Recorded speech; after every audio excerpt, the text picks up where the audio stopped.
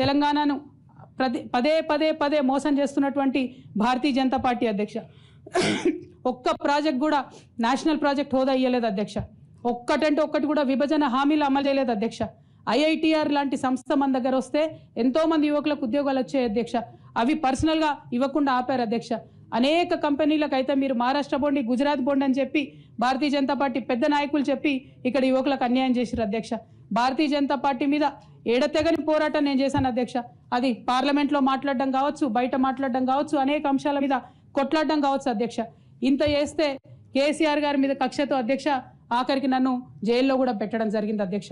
అయినప్పటికీ ఏనాడు మా పార్టీ నాకు అండగా నిలబడలేదు అధ్యక్ష.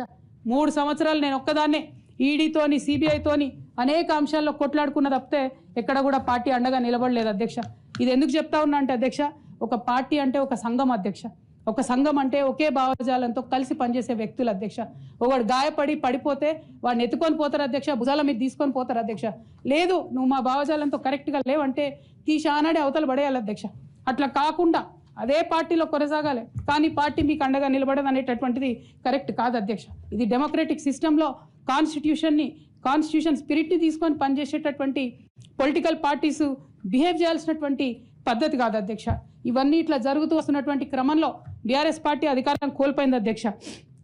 అధికారం కోల్పోయిన తర్వాత కాంగ్రెస్ పార్టీ వచ్చి ఒక ఎంక్వైరీ చేసింది అధ్యక్ష, ఘోష్ కమిటీ అని. బీఆర్ఎస్ పార్టీలో ఉన్నటువంటి ఏ పెద్ద నాయకుడు కూడా మాట్లాడాడు అధ్యక్ష.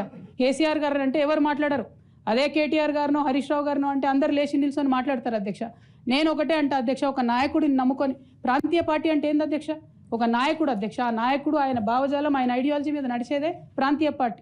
అది ఎన్టీఆర్ గారు పెట్టిన పార్టీ కావచ్చు, కేసీఆర్ గారు పెట్టిన పార్టీ కావచ్చు. ఆ పార్టీ నాయకుడికే దెబ్బ తగిలితే, ఆ పార్టీ నాయకుడి మీదకే మచ్చ వస్తే పార్టీ మనుగడకే అర్థం ఉండదనేటటువంటి ఉద్దేశంతో ఘోష్ కమిటీ అప్పుడు కూడా నేను ఒక్కదాన్నే జాగృతితోని ధర్నా చేసిన అధ్యక్ష.